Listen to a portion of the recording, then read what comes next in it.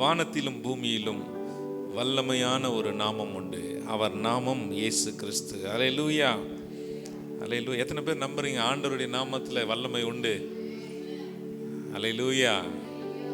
அவருடைய நாமத்தில் உள்ள வல்லமையை கொண்டு தேவன் மாபெரும் காரியங்களை செய்வார். அல்லேலூயா.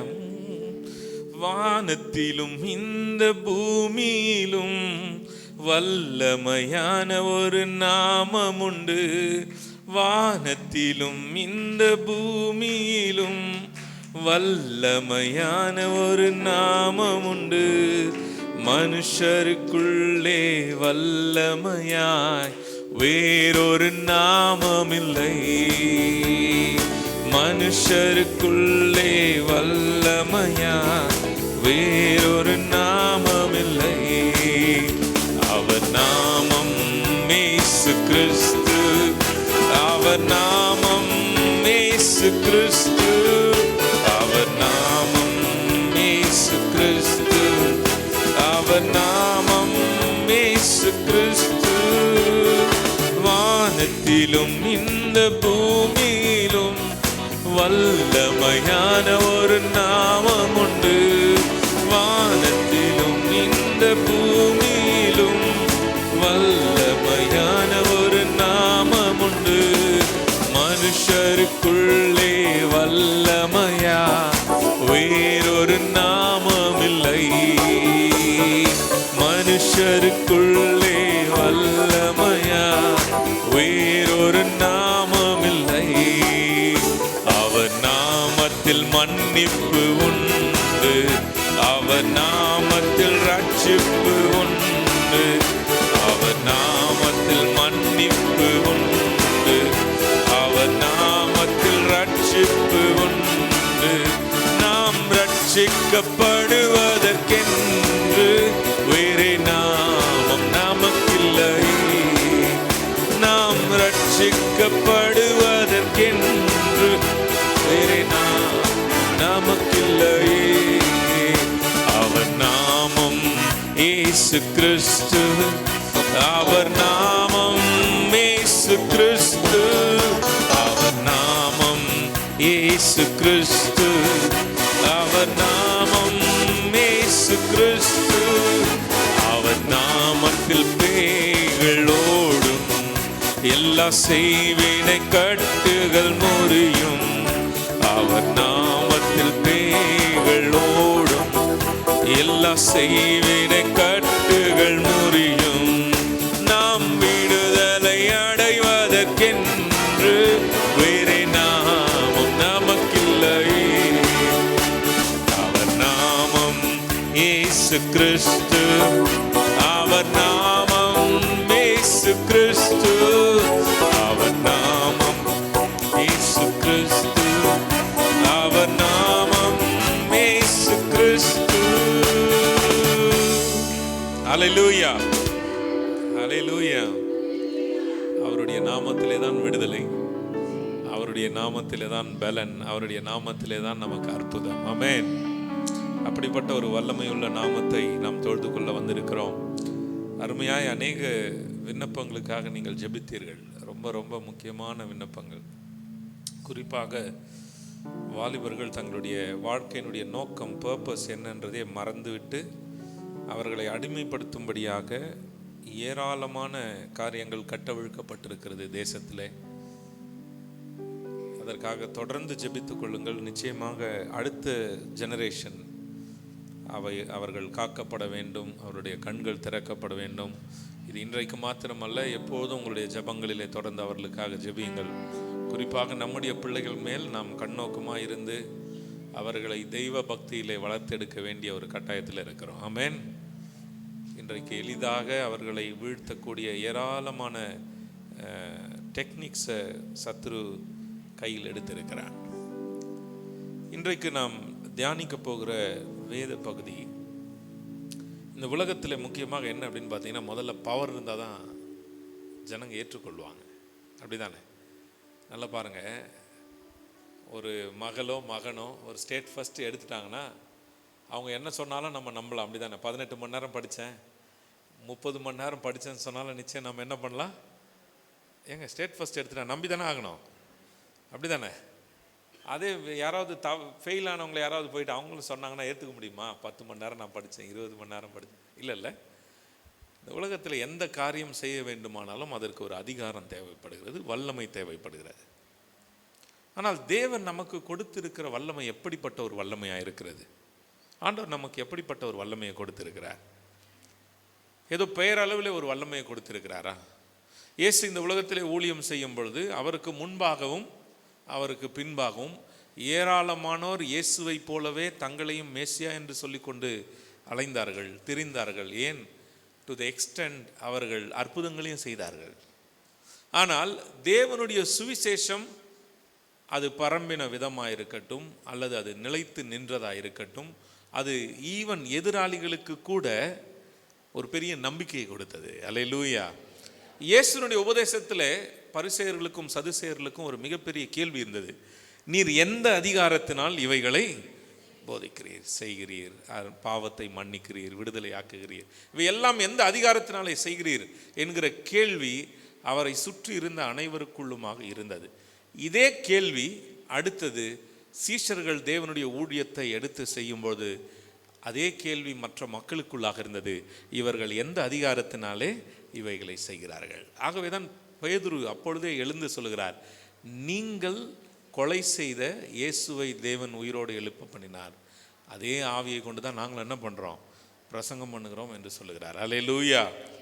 தேவனுடைய வல்லமை என்பது ஏதோ இயேசுவோடு மாத்திரம் இருந்துவிட்டு அப்படியே கடந்து செல்லவில்லை. அது பரிசுத்த ஆவியானவர் மூலமாக நமக்கு அருளப்பட்டிருக்கிறது. இந்த தேவனுடைய வல்லமையை மிக அழகாக சரியாக புரிந்து கொண்டதிலே பவுலுடைய பங்கு மிகப்பெரிய பங்கு. நாம் வேதாகமத்தை எபேசியர் எழுதின நிருபம் 3வது அதிகாரத்திற்கு நேராக நாம் திருப்பிக் கொள்ளலாம். 14வது வசனம் 14 நம் 21 வரைக்கும் தியானிப்போமேயானால் பவுல் மிக அழகாக அதை புரிந்து வைத்து கொண்டிருக்கிறார். தேவனுடைய நோக்கம் என்ன, அல்லது நாம் எப்படி ஜபத்தின் மூலம் தேவனுடைய வல்லமையை பெற்றுக்கொள்ள முடியும். உதாரணத்துக்கு சிம்சோனை பார்த்தோம் என்றால், பரிசுத்த ஆவியானவர் அவன் மேலே இறங்கும் போது பயங்கரமான வல்லமை கொண்டு இறங்குகிறார். ஆனால் அவர் போனதை யாரும் அறிந்து கொள்ளல, சிம்சோன் அறிந்து கொள்ளல. நான் மீண்டும் எழும்புவேன் என்று சொன்னார். ஆனால் ஆவி அவரிடத்தில் இல்லாததை உணராதிருந்தார். ஆனால் அசுத்த ஆவி வரும்போது எப்படி வருமா? சைலண்டா வரும். அப்போ என்ன அர்த்தம்? ஒரு சின்ன கேப் கிடைச்சா கூட யார் உள்ள வந்துடுவா? பிசாசு உள்ளே வந்து விடுவான். கேட்கிறார். அப்போ சீஷர்கள் எல்லாம் ஒவ்வொருத்தரும் ஒவ்வொன்று சொல்றாங்க. ஆண்டவருக்குள்ள ஒரு கேள்வி இருந்தது, என்னை எப்படி புரிஞ்சுக்கிட்டாங்க, சரியா புரிஞ்சுக்கிட்டாங்களா அப்படின்ற ஒரு கேள்வி இருந்தது. அப்பொழுது எல்லாரும் ஒரு மாதிரி சொல்லிட்டே வரும்போது பேதுரு அழகா சொல்றாரு, நீர் ஜீவனுள்ள தேவனுடைய. அப்போ இயேசு சொல்றாரு, மாம்சமும் ரத்தமும் இதை உனக்கு வெளிப்படுத்தவில்லை, பரலோகத்தில் இருக்கிற என் பிதாவே உனக்கு வெளிப்படுத்தினார். அடுத்து ஒரு கொஞ்சம் அவர்களுடைய ஜேர்னியில் கொஞ்சம் தூரம் வந்த உடனே பேதுரு சொல்றார், ஆண்டவரே நீர் அப்படி மறிக்கவே கூடாது. அப்ப ஆண்டவர் சொல்றார், அப்பாலே போ சாத்தானே. இங்கே எப்போது வேண்டுமானாலும் இந்த பிசாசினுடைய கிரியைகள் மனிதனை தொட முடியும். எப்போது வேண்டுமானாலும், எப்போ மாம்சம் அதிகரிக்கிறதோ அதிகமாகிறதோ அப்போது ஆட்டோமேட்டிக்காக நமக்குள்ளே என்ன கிரியை வர ஆரம்பித்து விடும் என்றால், இந்த பிசாசனுடைய எண்ணங்கள் நமக்குள்ளே வர ஆரம்பித்து விடும். இங்கே எப்படி நாம் நித்தியத்திற்குள்ளாக வாழ முடியும் என்றால், தேவனுடைய வழி நடத்துதலில் எப்போதும் நிரப்பப்பட்டவர்களாக இருக்க வேண்டும். தேவ ஆவியானவர் எப்படி நம்மை நடத்துகிறார் என்கிறதை நாம் நிச்சயம் புரிந்து கொள்ளுகிற ஒரு இடத்துல இருக்க வேண்டும். அப்போதுதான் தேவனோடு உள்ள உறவிலே ஜபத்திலே நாம் வளர வளர. அடுத்தது பவுல் இங்கே ரொம்ப அழகா சொல்கிறார். இங்கே நாம் ஆவியின் வல்லமையை பெற்றுக்கொள்கிறோம், அவர் வல்லமையை தருகிறார். அடுத்தது 17வது விசுவாசத்தினாலே கிறிஸ்து உங்கள் இருதயங்களில் வாசமாய் இருக்கவும் நீங்கள் அன்பிலே வேரூன்றி நிலை பெற்றவர்களாகி சகல பரிசுத்தவான்களோட கூட கிறிஸ்துவனுடைய அன்பின் அகலம் நீளமும் ஆழமும் உயரமும் இன்னதென்று உணர்ந்து அறிவு கெட்டாத இந்த அன்பை அறிந்து கொள்ள வல்லவர்களாகவும் தேவனுடைய சகல பரிபூர்ணத்தாலும் நிறையப்படவும். பவுல் இங்கே என்ன அழகா அவர் புரிந்து கொண்டார் என்றால், தேவனுடைய அவருக்குள்ளே இருக்கிற விசுவாசத்திலே நாம் வேறு ஊன்ற வேண்டும் என்று விரும்புகிறார். அல்லேலூயா. நம்முடைய விசுவாசம் எப்படி இருக்கணும்? மேலோட்டமான விசுவாசமா இருக்கக்கூடாது. ஏராளமான உதாரணங்கள் பாறையின் மேல கட்டப்பட்டது போல இருக்கணும். ஆனால் கிறிஸ்துவுக்குள்ள இருக்கிற அன்பு நிலைத்து நிற்கணும். எப்படி நிலைத்து நிற்க முடியும்? என்ன வந்தாலும், எது வந்தாலும், எது நடந்தாலும் கிறிஸ்துவின் அன்பை விட்டு ஒன்றும் நம்மை பிரிக்கவே கூடாது. அல்லேலூயா. ஒன்றுமே பிரிக்க கூடாது. இன்றைக்கு அநேகருடைய கம்ப்ளைண்ட் என்ன அப்படின்னு கேட்டிங்கன்னா, அவருடைய வாழ்க்கையில அவர்கள் ஜெபித்த ஜெப விண்ணப்பத்திற்கு பதில் கிடைக்கல. கொஞ்ச நாள் அவங்களே ஒரு நாளை குறித்து வச்சிருவாங்க. இந்த நாளுக்குள்ளே இது கிடைக்கலன்னா ஆண்டவர்கிட்ட நான் ஜெபிக்க மாட்டேன், இதை பண்ண மாட்டேன், அதை பண்ண மாட்டேன் அப்படின்லாம் நினச்சிக்கிடுவாங்க. நாம் எப்படி நிலை பெற்றவர்களாக இருக்க முடியும் தெரியுமா? அதுக்கு தான் ரோமரில் ரொம்ப அழகாக சொல்கிறார். துரைத்தனங்கள் ஆனாலும், அதிகாரங்கள் ஆனாலும், வல்லமைகள் ஆனாலும், என்ன வரத்தாலும் கிறிஸ்துவனுடைய அன்பை விட்டு ஒன்றும் என்ன பண்ண முடியாது, பிரிக்கவே முடியாது. எப்படிப்பட்ட ஒரு விசுவாசத்தில் நாம் இருக்க வேண்டும்? நம்மளை யாரும் அசைக்கவே கூடாது, அசைக்கவே முடியக்கூடாது. எப்பேற்பட்ட சூழ்நிலை வந்தாலும் கிறிஸ்துவின் அன்பை விட்டு ஒருவராலும் என்ன பண்ண முடியாது, அசைக்கவே முடியாது. இந்த உலகத்தில் என்ன வேணா நடக்கலாம். தாவீது ஒரு சிறந்த உதாரணம். தான் அரசனாக இருந்த போதும் தேவன் மேல் வைத்திருந்த நம்பிக்கையிலிருந்து அவனால் கொஞ்சம் கூட வெளியே விலகவே முடியவில்லை. எல்லாவற்றுக்கும் தேவனையே சார்ந்திருந்தான். அல்லேலூயா. அவர் கொடுத்தாலும் கொடுக்காமற் போனாலும், அவர் நம்முடைய ஜெபத்தை கேட்டாலும் கேட்காமலே போனாலும், அவருடைய பேரில் வைத்திருக்கிற நம்பிக்கை ஒரு துளி அளவு கூட குறையவே கூடாது. ஆமென். இந்த உலகத்தில் இருக்கிற தலைவர்களுக்காக ஜனங்கள் எவ்வளோ உயிரை கூட கொடுப்பதற்கு ரெடியாக இருக்கிறாங்க. அவர்களெல்லாம் சாதாரண மனிதர்கள் தான். ஆனால் நமக்குள்ளாக தேவனுடைய அன்பை நாம் எப்படி புரிந்து கொள்ள வேண்டும்? அவருடைய அன்பு அது ரொம்ப இந்த எல்லாவற்றை காட்டிலும் பெரியது, அறிவுக்கு எட்டாதது என்று சொல்லுகிறார். நம்மால் புரிந்து கொள்ளவே முடியாது. தேவனுடைய வல்லமையானது இப்படிதான் நம்மை நடத்த தேவன் விரும்புகிறார். நாம் ஏதோ அவருடைய வல்லமை என்பது அல்லது அவர் நம்முடைய ஆவியை பலப்படுத்துவது என்பது இந்த உலகத்தில் உள்ள எல்லா சூழ்நிலைகளையும் நாம் கடந்து வரும்படி, நம்ம எல்லாரும் இந்த குட் ஃப்ரைடேவை கடந்து வந்திருக்கிறோம். இப்பொழுது உயிர்த்தெழுந்த ஞாயிறுவை கடந்து இருக்கிறோம். இது ரொம்ப ஒரு ஹிஸ்டாரிக்கலான ஈவெண்ட். அதனால தான் ஒவ்வொரு ஆண்டும் அதை நாம் தியானிக்கிறோம்.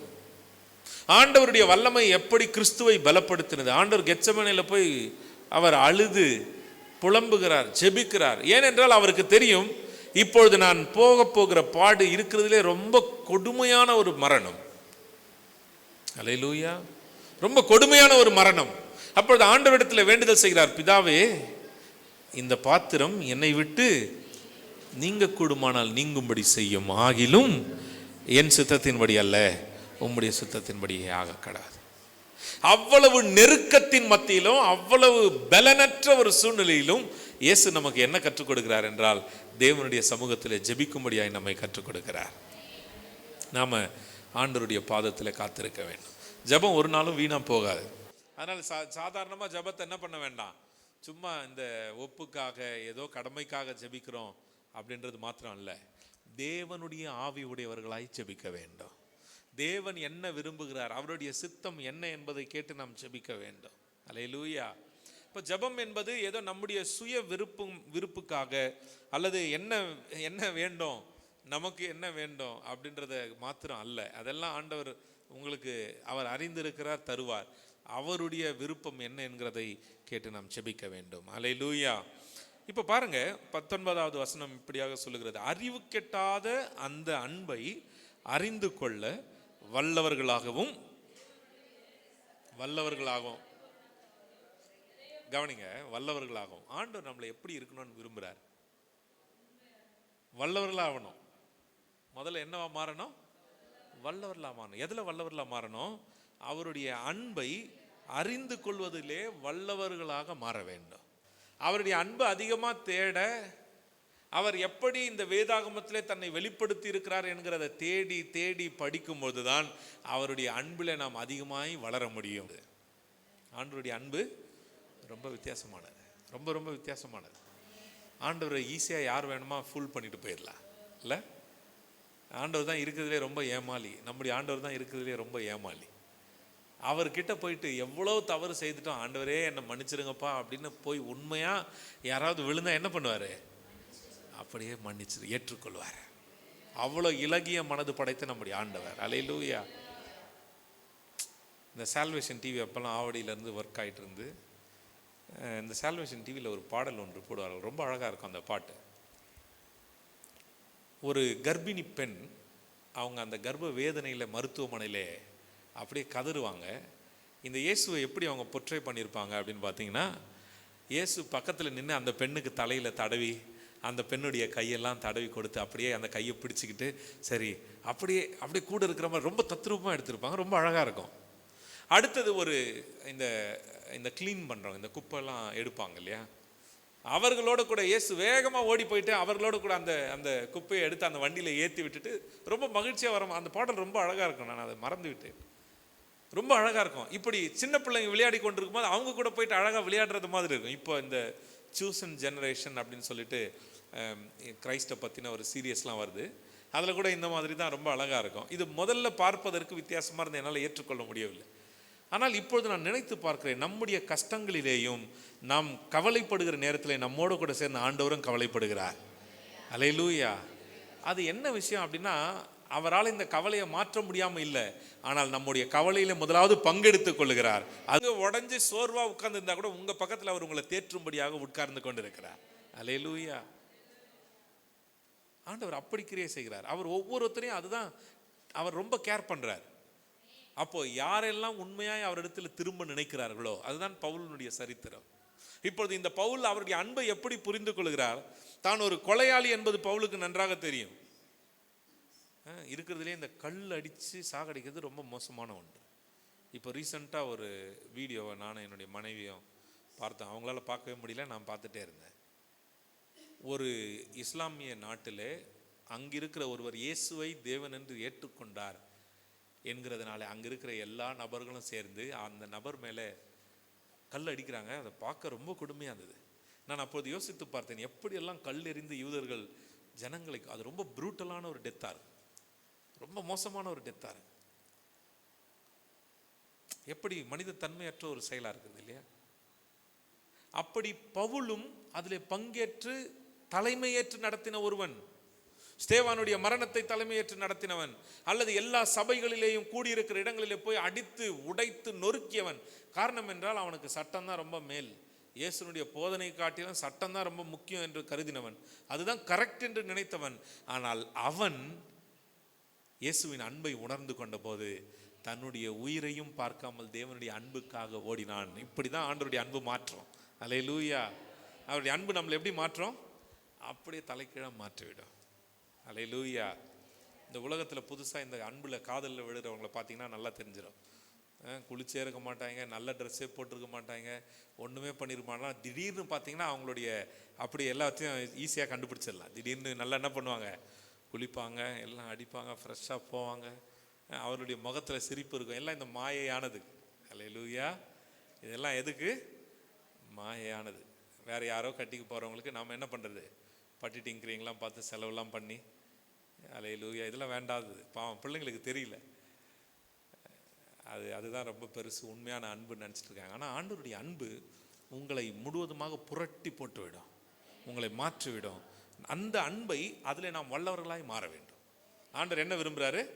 அதில் வல்லவர்களாக மாற வேண்டும். இப்போ நீங்கள் எப்படி முயற்சி செய்வீங்கன்னு தெரியல. இப்போ இருக்கிற ஜெனரேஷன்லாம் கொஞ்சம் நல்லாவே அதை கற்றுக்குறாங்க, ஈஸியாக கற்றுக்குறாங்க.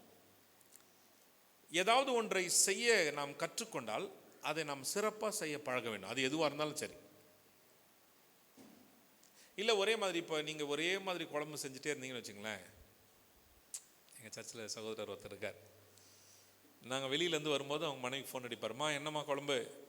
அவங்க சாம்பார்னாங்கன்னா முடிஞ்சு போச்சு, இப்படியே வண்டியை திருப்புங்க பிரதர், ஏதாவது என்ன பண்ணலாம், சாப்பிட்டுட்டு போயிடலாம் அப்படின்னு சொல்லுவார். அதே கொஞ்சம் இப்போ இருக்கிறவங்களாம் ரொம்ப மாடர்ன் பேரண்ட்டாக இருக்கிறாங்க. குழந்தைங்களுக்கு என்ன பண்ணுறாங்க, ஒரே ஆம்லேட்டு தான், ஆனால் அது வித்தியாசமாக போட்டு கொடுக்குறாங்க. ஒரே மாதிரி தோசை தான், அதில் கொஞ்சம் பீட்ரூட்டு இல்லை இதெல்லாம் கலர் மாற்றி என்ன பண்ணுறாங்க, வித்தியாசமாக கொடுக்குறாங்க. அந்த ஒரு இன்வென்ஷன் இருக்குது பார்த்தீங்களா, புதுசாக ஏதோ ஒன்றை முயற்சி செய்வது. தேவனுடைய அன்பை புரிந்து கொள்ள வேண்டுமானால் நாமும் புதிய புதிய முயற்சிகளை எடுத்து அவரோடு உள்ள எந்த வழி இருந்தாலும் அவரோடு எப்படி நெருங்க வேண்டும் என்பதை நாம் அறிந்து கொள்ள வேண்டும். அதில் வல்லவர்களாக வேண்டும். அல்லேலூயா. வல்லவர்களாக வேண்டும். அந்த முயற்சியை நாம் எடுக்க வேண்டும். எல்லாவற்றிலும் எக்ஸல் பண்ண முடியுமா? நீங்கள் எத்தனை பேர் கிரிக்கெட் பார்ப்பீங்கன்னு தெரியல. அப்போ ஏபி டிவிலியர்ஸ்னு ஒரு பிளேயர் இருக்கிறார். அந்த பிளேயர் பார்த்தீங்கன்னா ரொம்ப, அவங்க அப்பா நல்ல ஃபெய்த்ஃபுல்லான மனுஷன். அவர் சொல்லிட்டார், நீ எல்லாம் படி, விளையாடு, ஆனால் எல்லாத்துலேயும் ஃபஸ்ட்டு வரணும். அவர் ரொம்ப கீழ்ப்படுகிற பிள்ளை போல், நல்லா படிப்புலேயும் முதல்ல, நல்ல சயின்டிஸ்ட் அளவுக்கு அவர் எல்லாவற்றையும் முடித்திருக்கிறார், அவார்ட்ஸ் எல்லாம் வாங்கியிருக்கிறார். ஸ்போர்ட்ஸில் ஒரு ஸ்போர்ட்ஸ் இல்லை, எல்லா ஸ்போர்ட்ஸ்லேயும் நல்ல ஹை ரேங்க்டு அவார்ட்ஸ் எல்லாம் வாங்கியிருக்கார். அப்போ அந்த எக்ஸல் பண்ணுகிற ஒரு இடம் இருக்குது பார்த்தீங்களா, அது போல் கிறிஸ்துவின் அன்பை புரிந்து கொள்வதிலே நாம் எக்ஸல் பண்ணணும். ஆண்டவருடைய அன்பு எப்படிப்பட்ட அன்பு நமக்கு ரொம்ப சிம்பிளாக புரிந்து கொள்ள வேண்டும் என்றால், இன்றைக்கு நாம் எதிரிகளாய் பார்க்கிறவர்களை கூட ஆண்டவர் நேசிக்கிற பார்வையுடையவராக இருக்கிறார். அல்லேலூயா. ஆண்டவருக்கு ஒரு பெற்றோரை போல ஒரு இருதயம், அதை விட ரொம்ப அதிகமான ஒரு இருதயம். ஒரு பெற்றோரே தன்னுடைய பிள்ளையை எவ்வளவு குற்றம் செய்திருந்தாலும் அவன் மாறிவிட மாட்டானா, திரும்பி வந்து விட மாட்டானா என்று ஏங்குகிற உலகத்தின் பெற்றோரை காட்டிலும் இந்த அண்ட சராசரத்தை படைத்த தேவனுடைய மனது நம்முடைய அன்புக்காக திரும்பி வரமாட்டோமா என்று ஏங்கி கொண்டிருக்கிறது. அந்த அன்பை நம்ம புரிந்து கொள்ளணும். அந்த அன்பு எல்லாருக்கும் பொதுவானது. அதனால தான் உலக தலைவர்கள்லாம் ஆண்டவருடைய போதனைகளை எடுத்து அவங்க எதை பார்க்குறாங்கன்னா, அவருடைய அன்பை பார்க்குறாங்க. எவ்வளவு ஒரு மேன்மையான அன்பு, எவ்வளோ ஒரு மேன்மையான அன்பு. அதை தான் பவுல் நம்ம கொஞ்சம் சிந்தித்து பார்க்க சொல்கிறார். ஏன் நம்ம சிந்தித்து பார்க்கணும்? அவருடைய தேவனுடைய அன்பை புரிந்து கொள்ள நாம் முயற்சி செய்ய வேண்டும். இப்போ பாருங்கள், இந்த இடத்துல நாம் என்ன 20வது வசனத்தில் பவுல் அழகாக சொல்கிறார், நாம் வேண்டிக் கொள்ளுகிறதற்கும் நினைக்கிறதற்கும் மிகவும் அதிகமாய் நமக்குள்ளே கிரியை செய்கிற வல்லமையின்படியே நமக்கு செய்ய வல்லவராகிய அவர். நாம் நினைக்கிறதற்கும் வேண்டுவதற்கும் நிச்சயம் ஆண்டவர் என்ன பண்ணுறாரு? அதிகமாக செய்கிறார். ஆனால் இதை நம்ம உலகத்தின் பொருளாக புரிந்து கொள்ளக்கூடாது. நாம் நினச்சோம், நான் வீடு கேட்டேன், ஆண்டவர் என்ன கொடுத்துட்டாரு? ஒரு மாடி நான் கேட்டேன், 2-3 மாடி கொடுத்துட்டாரு. ஒரு கார் கேட்டேன், 2 கார் கொடுத்துட்டாரு. அப்படி அல்ல. நாம் நம்முடைய எண்ணங்கள் எல்லாம் ரொம்ப சிறியதாக இருக்கும் இந்த உலகத்தின் பார்வையில். அதை நாம் நினைக்கிறதெல்லாம் ரொம்ப ரொம்ப சின்ன ஒரு கோல்ஸாக இருக்கும். ஆண்டவர் என்ன விரும்புகிறார்? அவருடைய மேன்மை என்னவா இருக்கும்? அவருடைய எண்ணம் என்னவா இருக்கும்? நம்மை குறித்து அவருடைய திட்டம் என்னவா இருக்கும்? ரொம்ப உயர்ந்ததாக இருக்கும். நாம் ஒருவேளை புரிந்து கொள்ள முடியாது, நாம் ஒருவேளை அதை யோசித்து பார்க்கவே முடியாது. நான் எனக்கு ஊழியத்திற்கு வருவதற்கு ஒரு பெரிய சேலஞ்ச் இருந்தது. எங்கள் அப்பா கூடலாம் பயங்கரமாக சேலஞ்சு போட்டேன். நான் வரமாட்டேன், ஊழியத்தெல்லாம் செய்ய மாட்டேன், நான் வேலைக்கு போகிறேன், சம்பாதிக்க போகிறேன் அப்படின்லாம் பயங்கர சேலஞ்செலாம் விட்டேன். ஏன்னா இந்த பாஸ்டர் பசங்களுக்குன்னு ஒரு பெரிய ஸ்ட்ரெஸ் ஒன்று இருக்கும். இப்படி தான் இருக்கணும், அப்படி தான் வரணும், இதை தான் செய்யணும், இவ்வளோலாம் கொடுக்க மாட்டோம், காணிக்க பணம் தரமாட்டோம் அப்படின்லாம் எங்கள் டேடி ரொம்ப ஸ்ட்ரிக்டாக இருப்பார். அப்போ அவர்கிட்ட ஒரு சேலஞ்செலாம் போட்டு நான் வெளியில் வேலை செய்ய போகிறேன், சம்பாதிக்க போகிறேன் அப்படின்லாம் போயிட்டேன்.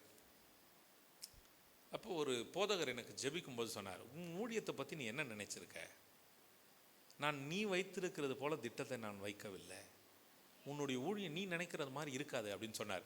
நான் அப்போவும் அரை மனசோதை தான், சரி எல்லா ஊழியக்காரங்களும் சொல்கிறது தான் இவரும் என்ன பண்ணுறாரு சொல்கிறாரு, பரவாயில்ல அப்படின்னு நினச்சிட்டேன். ஆனால் நான் தேவன் என்னுடைய வாழ்க்கையில் படிப்படியாய் செய்து வருகிறதை பார்க்கும்போது நான் என்னை தாழ்த்துகிறேன். ஆண்டவரே, இதற்கு நான் பாத்திரன் அல்ல, இதெல்லாம் உம்முடைய கிருபையினால் அன்பினால் தான் நடைபெறுகிறது.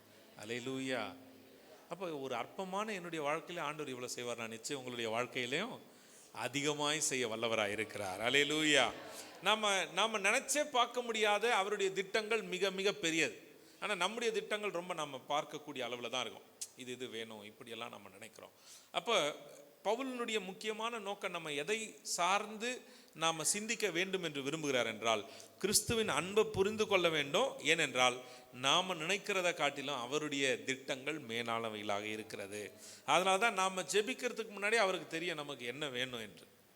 அல்லேலூயா. அவருக்கு நல்லாவே தெரியும் இவர்கள் என்ன எண்ணத்தை கொண்டிருக்கிறார்கள், எதற்காக ஜெபிக்கிறார்கள். அடுத்தது ஆண்டவருடைய ஆசீர்வாதம் எப்படி நமக்குள்ளே வருகிறது என்றால், தலைமுறையாக கடைசியாக 21வது வசனத்தில் சொல்லப்பட்டிருக்கிறது, சபையிலே கிறிஸ்து இயேசுவின் மூலமாய் தலைமுறைக்கும் சதா காலங்களிலும் மகிமை உண்டாவதாக. அல்லேலூயா. நமக்குள்ள தேவன் கொடுக்கிற மகிமை ஆண்டவர் எப்படி பார்க்கிறார் அப்படின்னு பார்த்தீங்கன்னா, வெறுமனே முதல்ல அவருடைய ரட்சிப்பை மாத்திரம் கொடுத்து விட்டு, அல்லது நாம் எல்லாம் அவருடைய குடும்ப உறுப்பினர்கள் அப்படின்னு மாத்திரம் விடாமல், அவர் நமக்கு அவருடைய அன்பையும் தந்து, அதை அறிந்து கொள்ளக்கூடிய பலனையும் தந்து, அது தலைமுறையாக அது வர ஆசீர்வாதத்தை கொடுக்கிறார். அல்லேலூயா. இப்போ இந்த உலகத்தில் ஒரு பெரிய பிரச்சனை என்னென்னா, இப்போ இந்த பொலிட்டிக்கலி அடுத்தடுத்த தலைமுறை அது ஒரு பெரிய பிரச்சனை. அப்படி தானே? இவர் வந்துட்டார், அதுக்கடுத்து அவர் பிள்ளை. ஆனால் ஆண்டவருடைய ஆசீர்வாதம் எப்படி இருக்கிறதுனா, ஒருவனை தெரிந்து கொண்டால் அந்த முழு தலைமுறையுமே நடத்த வல்லவராக இருக்கிறார். அல்லேலூயா. ஆனால் அவர் தெரிந்து கொள்றது யாரை தான் இருக்கும்? ஒருவரையா இருக்கும். ஒருவர் தெரிந்து கொண்டிருப்பார். அவர்களை கொண்டு 1000 தலைமுறைக்கு இரக்கம் பண்ணுகிற தேவன். சும்மா இல்லை. ஆண்டவருடைய அழைப்பு ஏதோ நம்ம சும்மா அப்படி பார்த்துக்கிட்டு அப்படி ஏதோ இயேசு ஏதோ சும்மா வந்து இது பண்ணுறாங்க, ஏதோ பிள்ளைங்கள்லாம் அவங்களுக்கெல்லாம் ரொம்ப நெருக்கமாக இருக்கும். இரவில் தூங்க கூட விடாமல் எங்களை என்ன பண்ணுறாங்க, ஜபத்துக்கெல்லாம் கூப்பிட்டு வந்து உட்கார வச்சுருக்கிறாங்க. ஆனால் நைட்டு விடிய விடிய ஃபோன் பார்க்க சொன்னால் என்ன பண்ணுவாங்க? தள்ளிக்கிட்டே அப்படியே இருக்கலாம். ஆனால் கிறிஸ்துவின் அன்பை நாம் புரிந்து கொள்ள முயற்சி, இந்த வயசுலேருந்தே புரிந்து கொள்ள முயற்சி செய்யும்போது நம்முடைய எதிர்காலங்களை கர்த்தர் ஆசீர்வதிக்கிறார். அல்லேலூயா. ஜெபிக்கும்போது நம்ம 100% ஆண்டவருக்கு ஒப்பு கொடுக்கணும். அப்போதான் நமக்கு உள்ளான மனுஷனுக்குள்ள பலன் அடைய முடியும். அல்லேலூயா. காரணம் என்ன அப்படின்னு கேட்டிங்கன்னா, இந்த மாம்சம் ரொம்ப பலவீனம் உள்ளது. மாம்சத்துக்கு உடனடியாக கோபம் வரும், உடனடியாக ஃப்ரஸ்ட்ரேட் ஆகும், ஏன்னா அந்த மாம்சம் ரொம்ப வீக்காக இருக்கிறது. எனக்கு ஏன் கோபம் உடனே பயங்கரமான கோபம் வருது அப்படின்னு புரியாமல் இருந்தது. அப்போது ஒரு மருத்துவர் இப்படியாக சொன்னாங்க, உடல் உறுப்புகள் அது வீக் ஆகும்போது அதனுடைய ஃபங்க்ஷன்ஸ் வந்து சரியாக இல்லாத போது கோபம் அதிகமாக இருக்குமா. அந்த ஸ்ட்ரெஸ்ஸை வந்து பிரெயின் வேற எங்கேயோ கன்வெர்ட் பண்ணி அனுப்புது. இதே போலதான் இந்த மாம்ச சரீரம் பலவீனம் உள்ளது தான். இந்த மாம்ச சரீரம் எப்படிதான் பலவீனம் உள்ளது தான். அது அப்படியே ரொம்ப பலவீனமாக இந்த உலகத்தின் நெருக்கத்தை எல்லாம் கொண்டு அப்படி இருக்கிறது. ஆனால் ஆவிக்குரிய சரீரமோ அது எப்படி பாருங்க, அனுதினம் 2 கொரிந்தியர்ல 4வது அதிகாரத்தில் பவுல் ரொம்ப அழகாக சொல்றார், எப்படி அனுதினமும் தேவனுக்குள்ளான ஒரு பலனை அடையத்தக்கதாய். நீங்கள் நோட் பண்ணி வச்சுக்கோங்க, வீட்டில் போய் நீங்கள் வாசிக்கலாம். அனுதினமும் நம்முடைய உள்ளான மனிதனை அவர் பலனடையத்தக்கதாக ஒவ்வொரு நாளும் ஆண்டவர் நம்மை நடத்துகிறார். அல்லேலூயா. ஒவ்வொரு நாளும் நடத்துகிறார். அப்போ பவுலுடைய இன்னொரு ஒரு பாரம் என்னவா இருக்கிறது அப்படின்னா, கிறிஸ்து இயேசுவை நாம் நமக்குள்ள முழுமையாய் அவர் நம்மை ஆட்கொள்ள வேண்டும் என்று விரும்புகிறார். அல்லேலூயா. சீஷர்களுக்கெல்லாம் ஒரு சின்ன ஒரு கவலை இருந்தது. என்ன கவலை அப்படின்னு கேட்டிங்கன்னா, இவருக்கு இருக்கிற மாசுக்கு, இவருக்கு இருக்கிற கூட்டத்துக்கு நிச்சயம் இவர் என்ன பண்ணலாம், இப்பொழுதே இந்த ராஜ்யத்தெல்லாம் அடித்து உடைச்சிட்டு ஒரு ராஜ்யத்தை உண்டாக்கலாம். அம்மா ரெக்கமெண்டேஷன்லாம் கூப்பிட்டு வந்துட்டாங்க. ஆண்டவரே வலது பக்கம் ஒரு இடம், இடது பக்கம் ஒரு இடம். ஏனென்றால் இவருடைய ராஜ்யம் வந்த உடனே என்ன பண்ணலாம், நாம் இந்த முதல் மந்திரி பதவி, 2ஆம் மந்திரி பதவி இதெல்லாம் வாங்கிக்கலாம். சீஷர்களுக்குள்ளே ஒரு பெரிய சண்டையே வந்தது, எவன் பெரியவனாக இருப்பான் என்கிற ஒரு சண்டையெல்லாம் வந்தது. பிரியமானவர்களே, தேவனுடைய ராஜ்யம் உலகத்திலே அல்ல என்கிறத ஆண்டவர் சீஷர்களுக்கு வெளிப்படுத்தி சொல்கிறாரு. அப்போ அவங்க கேட்கும்போது சொல்கிறார், என்னுடைய ராஜ்யம் உங்களுக்குள்ளே இருக்கிறது. அல்லேலூயா. தேவனுடைய ராஜ்யம் யாருக்குள்ளே இருக்கிறது? நமக்குள்ளே என்ன இருக்கிறது என்றால், தேவனுடைய ராஜ்யம் தான் நம்மை ஆளுகை செய்வேன். இந்த உலகம் நம்ம ஆளுகை செய்யவே கூடாது. அழகா நம்ம சிஎம் ஸ்டேட்மெண்ட்லாம் விட்டார். யூனியனை பார்த்து, ஏங்க நாங்கள் எப்போதும் அவுட் ஆஃப் கண்ட்ரோல்னாரு. நாம் அந்த மாதிரி அவுட் ஆஃப் கண்ட்ரோல் இல்லை. யாருடைய கண்ட்ரோலில் இருக்கிறோம்? எப்போதும் பரலோக ராஜ்யத்தின் கண்ட்ரோலில் இருக்க வேண்டும். அல்லேலூயா. அப்போ நம்முடைய சிந்தனை எல்லாமே எப்படி தேவனையே எந்நேரம் சார்ந்து இருக்க முடியும் என்றால், எப்போது தேவன் நம்மை ஆளுகிறாரோ. இப்போ இந்த குடிக்காரங்களெல்லாம் பாருங்களேன், அவங்களுடைய எண்ணம் என்னவா இருக்கும்? யாராவது எப்போது ஏதாவது என்ன பண்ண மாட்டான், தரமாட்டானா? இது ஒரு கட்டத்துக்கு மேலே இந்த அடிக்ஷன் போயிடுச்சுன்னா, வீட்டில் இருக்கிற பொருளெல்லாம் ஒன்று ஒன்றா எடுத்துகிட்டு போய் என்ன பண்ணுவாங்க, விலை உயர்ந்த பொருளெல்லாம் கூட போய் போட்டுட்டு அவங்க வாங்கி குடிக்கிடுவாங்க. இந்த திருடங்களெல்லாம் பார்த்துருக்குறீங்களா? இப்போல்லாம் சிசிடிவி வந்ததுனால நிறைய ஈஸியாக தெரியுது. அப்போல்லாம் சிசிடிவி இல்லாதனால தெரியாது. சிசிடிவி இருக்கும்போது ஒருத்தன் பார்க்குறேங்க, ஒரு கடையில் போயிட்டு அழகாக அந்த கல்லாப்பேட்டிலேருந்து திருடுறான். அப்படி எடுத்துகிட்டு சிசிடிவி பார்த்தீங்கன்னா அப்படியே வச்சுட்டான், வணக்கம் அப்படி சொல்லிட்டு போயிடுறான். ஏன்னா அங்கே இருக்குது, எல்லாரும் யாரும் எங்கேயும் பார்க்க முடியும் அப்படின்றது. இன்றைக்கு மனுஷன் இதெல்லாம் இருக்கிறதுனால நமக்கு தெரிகிறது. அவனுக்கு இப்போ என்ன பயம் இல்லைன்னா, எடுக்கிறதுக்கு பயம் இல்லை. எது இருக்கிறதுனால பயம்? சிசிடிவி இருக்கிறதுனால பயம். இன்றைக்கு மனுஷனை எந்த எண்ணம் அதிகமாக ஆளுகிறதோ அதை எப்படியாவது செய்கிறதற்கு அவனுடைய பிரெயின் அப்படியே அதை தேடிக்கொண்டு ஓடிக்கொண்டே இருக்கிறது. அப்போ இந்த உலகம் நம்மை ஆட்கொண்டா ஒரு பெரிய பிரச்சனை. இந்த உலகம் நம்மளை ஆட்கொண்டா என்னது பெரிய பிரச்சனை. ஈஸியாக உள்ள அவன் நம்மை ஆட்கொள்வான். ஆனால் தேவன் நம்மை ஆட்கொள்ள வேண்டும் என்றால் அவருடைய அன்பை நாம் புரிந்து கொள்ளணும். அதை புரிந்து கொள்ள வேண்டும் என்றால் அவர் நமக்கு கொடுத்த வார்த்தைகளை தியானித்து கொண்டே இருக்க வேண்டும். அல்லேலூயா. ஆண்டவர் என்ன சொல்கிறாரு, அவர் எப்படி பேச விரும்புகிறாரு, அல்லது அவர் என்ன மாதிரியை கொடுத்து விட்டு போகிறார் என்கிறதை அனுதினமும் நம்ம தேடினோமானால் அப்போ நமக்கு ஒரு பலன் தினமும் கிடைச்சி கொண்டே இருக்கும். அல்லேலூயா. தினமும் என்ன கிடைக்கும்? கிறிஸ்துவுக்குள்ள பலன் நம்ம ஒவ்வொரு நாளும் அந்த நாளுக்கு தேவையான கிருபைகளை கர்த்தர் தந்து வழி நடத்துவார். அன்றைக்கு இஸ்ரவேல் ஜனங்களுக்கு அனுதினம் மன்னா கொடுத்தாரு, அது ஃபிசிக்கலாக அவர்களுக்கு தேவையான ஒன்று. ஆனால் இன்றைக்கு நமக்கு எல்லாவற்றையும் சேர்த்து கொடுத்து விட்டார். இதை தேடி படிக்க வேண்டியது நாம் தான். அவருடைய அன்பு புரிந்து கொள்ள வேண்டியது நாம் தான். அவருடைய பெரிதான நோக்கம் இதில் அடங்கி இருக்கிறது. அல்லேலூயா.